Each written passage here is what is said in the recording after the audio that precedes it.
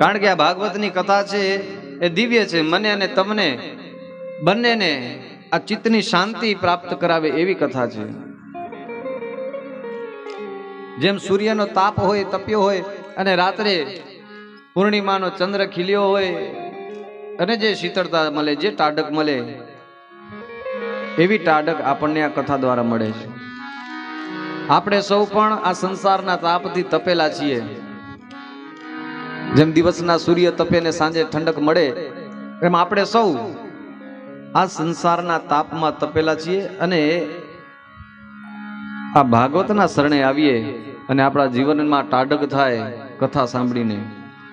ગોસ્વામી તુલસીદાસજી મહારાજ પણ કહે, રામ કથા શશિ કિરણ સમાના, રામ કથા શશિ કિરણ સમાના, રામ કથા શશિ કિરણ સમાના, રામ કથા શશિ કિરણ સમાના, સંત મુનિ સબ કરહી ગાના, સંત મુનિ જત કરહી જાના, રામ કથા શશિ કિરણ સમાના, રામ કથા શશિ કિરણ સમાના, સંત મુનિ સબ કરહી ગાના, સંત મુનિ જત કરહી ગાના. પરમાત્માની આ કથા ચંદ્રના કિરણ સમાન છે. આપણા જીવનમાં ટાઢક પ્રસરાવે, જેમ વાત કરીએ એમ, તો એ ચંદ્રના કિરણ છે. એ કોઈ પૈસાદાર વ્યક્તિ હોય તો એના મકાન ઉપર પણ એટલા સરખા જ પડે. કોઈ ગરીબ હોય તો એના ઘરમાં પણ એ ચંદ્ર એટલી જ ટાઢક આપે. એ જ પ્રકારે એનું એ પોતાનો પ્રકાશ પાથરે. કારણ કે સૂર્યને ચંદ્રને કોઈ કઈ ટેક્સ નથી ચૂકવતા. એમ કે આ પૈસાદાર છે, આ મને ટેક્સ ચૂકવે છે, તો એના ઘર ઉપર હું વ્યવસ્થિત પ્રકાશ પાથરું, ઠંડક પાથરું. અને આ ગરીબ છે તો એ તો કઈ મને આપતું નથી, તો એના ઘર ઉપર હું કઈ શીતળતા નહીં પ્રસરાવું. એમાં ભગવાનની ભાગવતી કથા છે એ ચંદ્રના કિરણ સમાન એટલા માટે કીધી છે કે અહીંયા કદાચ કોઈ કરોડોપતિ આવીને બેસે તો એને એ ટાઢક મળે, અને કોઈ ગમે એવો કદાચ ગરીબ આવીને બેસે તો એને પણ એ જ શીતળતાની પ્રાપ્તિ થાય. કથા દરેક માટે સમાન કીધી છે. એમાં કોઈ વર્ણનો ભેદ નથી કે માત્ર બ્રાહ્મણોએ જ આ કથા સાંભળવી, માત્ર ક્ષત્રિયોએ સાંભળવી, માત્ર વૈશ્યોએ જ સાંભળવી, કે માત્ર શૂદ્રોએ. કોઈ પણ વર્ણન આવી અને આ કથા શ્રવણનો લાભ લઈ શકે.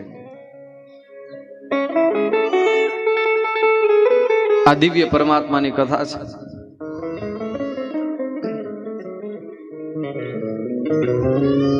સુંદર મજાનું મંગલાચરણ ભાગવતજીનું આપણે મંગલાચરણના શ્લોકને સ્પર્શ કરીએ. જન્માદ્યસ્ય યતોન્વયાધિતરતશ્ચાર્થે સ્વવિજ્ઞાનસ્વરા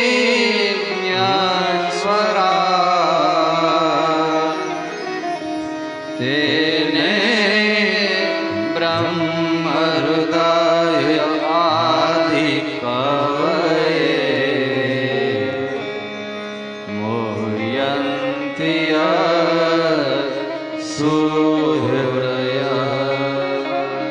तीजो वारी मृदा यथा विनिमायो यत्र त्रिसर्गो वृषा धाम्ना स्वेन सदा निरस्त कुहक सत्यां परा धीमहि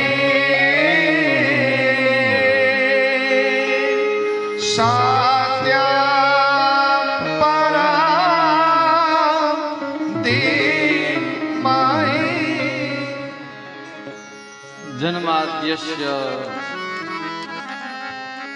ભાગવતજીના પ્રથમ શબ્દ, પ્રથમ શ્લોક, અને એ પ્રથમ શબ્દ છે જન્મ, અને ભાગવતજીનો અંતિમ શબ્દ છે પરમ. નામ સંકીર્તનમ યસ્ય સર્વ પાપ પ્રણાશનમ પ્રણામો દુઃખ સમનસ તન્નમામિ હરિમ પરમ. એ છેલ્લો શ્લોક. એટલે જન્મથી કરી અને પરમ તત્વ સુધીની જે આપણને યાત્રા કરાવે, જન્મથી લઈ અને એ પરમધામ સુધી પરમ તત્વનો બોધ કરાવે, એવી આ દિવ્ય કથા એટલે શ્રીમદ ભાગવત. જન્માદ્યસ્ય યતઃ એટલે આ બ્રહ્મસૂત્રનું બીજું સૂત્ર છે. કારણ કે આપણે કીધું એમ આ વેદ અને ઉપનિષદોમાંથી જ કથા આવેલી છે. એટલે બ્રહ્મસૂત્ર છે એનું બીજું સૂત્ર છે. પેલું સૂત્ર છે અથાતો બ્રહ્મ જિજ્ઞાસા, કે હવે બ્રહ્મને જાણવાની અમને જિજ્ઞાસા થઈ છે, પેલું સૂત્ર. પછી કહે છે કે જન્માદ્યસ્ય યતઃ, જન્મ, આ પૃથ્વી, આ બ્રહ્માંડ, આ વિશ્વ, એનું જે કારણ છે, જેનાથી આ વિશ્વ જન્મે છે, જેનાથી આ વિશ્વ સ્થિતિ પામે છે અને જેનાથી આ વિશ્વ લય પામે છે, એનું જે કારણ છે, અને અન્વય અને વ્યતિરેક દ્વારા એ પરમાત્મા આ જગતની અંદર વ્યાપ્ત છે.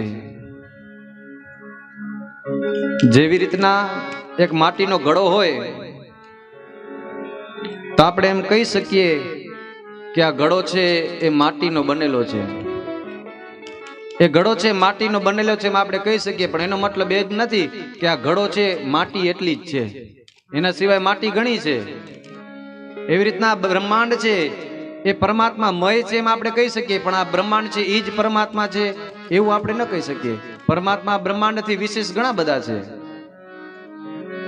એટલે આખું બ્રહ્માંડ છે પરમાત્મામય છે, વાત સાચી, પણ પરમાત્મા એનાથી કંઈક વિશેષ પણ છે. એમ માટીનો ઘડો જેટલો ખાલી હોય તો માટી પણ એટલી ઘડા જેટલી છે એવું નથી, એના સિવાય માટી ઘણી હોય. એમ આ સમગ્ર બ્રહ્માંડ છે પરમાત્મામય છે, પણ આ બ્રહ્માંડથી પણ પરમાત્મા કંઈક વિશેષ છે.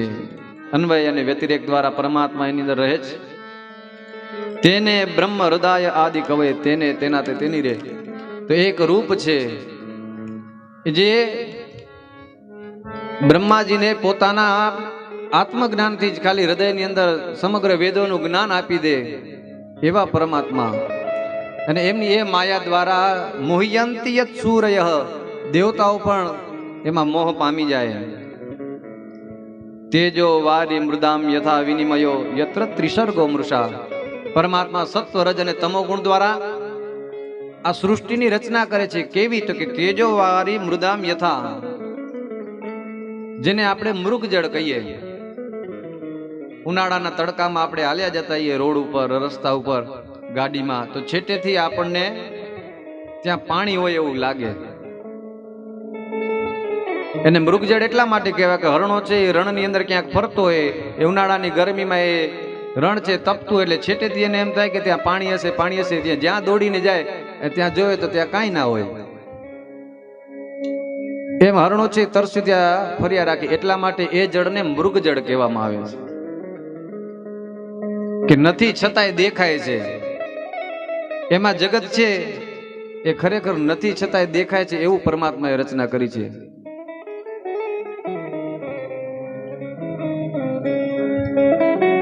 તુલસીદાસજી મહારાજ પણ કહે છે, ઉમા કહો મેં અનુભવ અપના, સત હરિ ભજન જગત સબ સપના. જગત તે સ્વપ્ન સમાન છે. ઉમા કહું મેં અનુભવ અપના,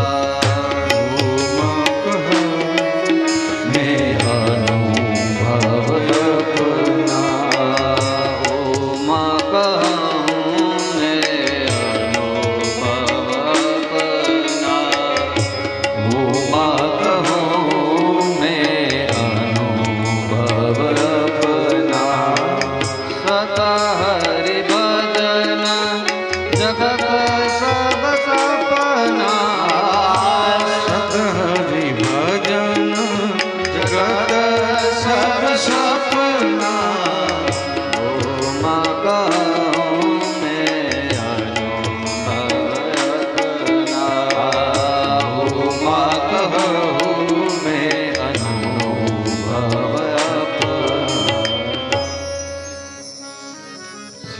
મહારાજ તો કેટલા અનુભવી હોય, સાક્ષાત આપણે જેને બ્રહ્મ માનીએ ઈ એમ કહે છે કે સત હરિ ભજન જગત સબ સપના. આ જગત છે સ્વપ્ન સમાન લાગે. ઓલું સ્વપ્ન હોય કેવું હોય, આંખ બંધ કરીએ ને પછી આવે રાતના આપણને સ્વપ્ન આવે ને, ભલે રહેતા હોઈએ, તૂટેલા નળિયા હોય, ચોમાસામાં વરસાદમાં પાણી પડતું હોય એવું ઘર હોય, પણ સપનું આવે ને સપનાની અંદર આપણને મહેલોમાં વિચાર આવે, હે કોઈક સરસ મજાનો મહેલ છે, 50-100 નોકર ચાકર છે, પણ સવારે આપણે ઉઠીએ એટલે સપનું પૂરું થાય એટલે આપણે મૂકીએ, ઓહો આ તો સપનું હતું, આમાં કઈ છે નહીં. એવી રીતના આ જગત પણ એક સપનું છે, પણ આ એવું છે કે આંખ ખોલીએ ત્યારે આ સપનું આવે અને આંખ બંધ થાય જ્યારે ઉપર જવાનું થાય ત્યારે આ સપનું પૂરું થાય.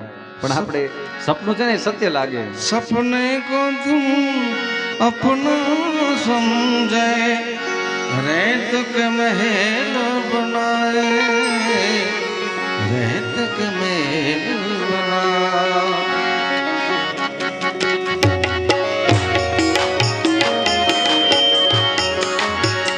सपने को अपना समझे, रेत के महल बनाए, रेत के महल बनाए.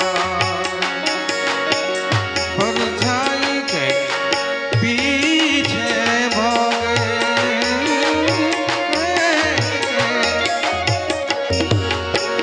परछाई के पीछे कुछ नहीं आए, आदत नहीं आए. नाम के पेड़ की छाँव तले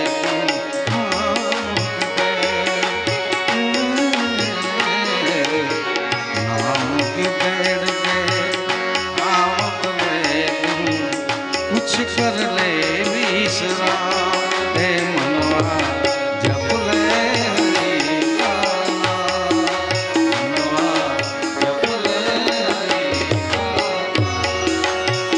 उसके नाम से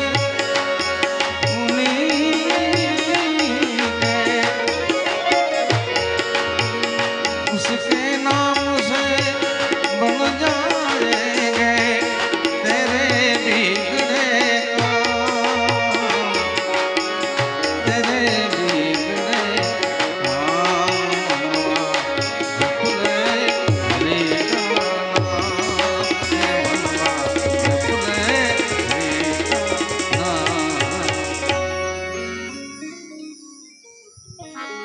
જગત ને સપન સમાન છે જગત,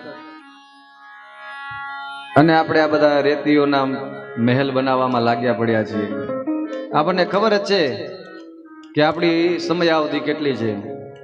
આમાંથી કોઈને પૂછ્યું કે કોને ખબર છે કે હું 150 વર્ષ જીવવાનું, કોણ હાથ ઊંચું કરશે? ખબર નહીં પલકી ઓર બાત કરે કલકી. એક પળ પછી શું થવાનું છે આપણને ખ્યાલ નથી, અને આપણે આવતીકાલોની સમયોની કઈક વાતો કરતા હોઈએ. ખબર છે આપણે કદાચ ને આપણે ભવિષ્યનું વિચારીએ, ચાલો આપણે એમ થાય કે હજી આપણી 30 વર્ષ 40 વર્ષ 50 વર્ષની જિંદગી બાકી છે, તો સરસ મજાના ઘર બનાવીએ. પણ એમાં રહેવાનું કેટલા? તમે કદાચ લાખોના કરોડોના ખર્ચા કરીને મકાન બનાવીએ 20 વર્ષ 30 વર્ષ માટે રહેવા માટે થઈ, પણ અંતે કહે છે કે સત હરિ ભજન જગત સબ સપના. જે સાથે ચાલવાનો છે એ માત્ર ને માત્ર પરમાત્માનું ભજન છે.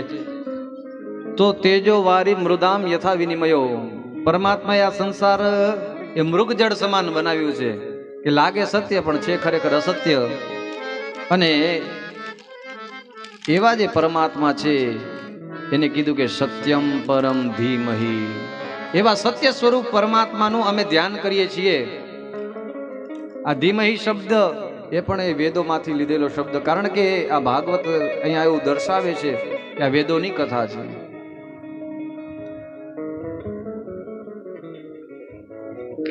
આ ભાગવતની અંદર મુખ્ય નિરૂપિત ભગવાન બાલકૃષ્ણની, ભગવાન કૃષ્ણચંદ્ર પરમાત્માની લીલાઓ છે. તો જે વ્યક્તિ જે દેવી દેવતાઓનો ગ્રંથ લખાતો હોય એ દેવી દેવતાઓનું વંદન કરે. પણ અહીંયા કીધું છે કે સત્યમ પરમ ધીમહી. અહીંયા એમ નથી કીધું રામમ પરમ ધીમહી, કૃષ્ણમ પરમ ધીમહી, અથવા તો માતાજીને નમસ્કાર નથી કર્યા, કોઈ દેવને નમસ્કાર કર્યા નથી, અંબામ પરામ ધીમહી એમ પણ નથી કીધું. કારણ કે આ એક જ તત્વ છે, એક જ વસ્તુ છે અને એ છે સત્ય. એને આપણે અલગ અલગ નામે બોલાવીએ. કૃષ્ણ છે સત્ય સ્વરૂપ છે, રામ છે સત્ય સ્વરૂપ છે, માં ભગવતી છે સત્ય સ્વરૂપ છે. એ જ તત્વ અથવા તો સત્ય છે એ જ ઈશ્વર છે. સત્ય છે એ સાક્ષાત ઈશ્વરનું સ્વરૂપ છે. એવા એ સત્ય સ્વરૂપ પરમાત્માને અમે વંદન કરીએ છીએ. પણ એ પરમ સત્ય કોણ છે? તો કે એ પરમ સત્ય ભગવાન શ્રી કૃષ્ણ જ છે. એનું પ્રમાણ ભાગવતજીમાં 10મા સ્કંદમાં જ્યારે દેવતાઓએ ગર્ભ સ્તુતિ કરી ત્યારે કહે છે સત્યવ્રતમ સત્ય પરમ ત્રિસત્યમ સત્યસ્ય યોનિમ નિહિતમ ચ સત્યે સત્યસ્ય સત્યમૃત સત્યનેત્રમ સત્યાત્મકમ ત્વામ શરણમ પ્રપન્નાઃ. એવા હે સત્ય સ્વરૂપ કૃષ્ણ, અમે તમારા શરણે છીએ. દેવતાઓએ ગર્ભ સ્તુતિ કરી ભગવાનની, ત્યારે એ ભગવાનને 9 વખતે શ્લોકની અંદર સત્ય શબ્દ વાપર્યો છે.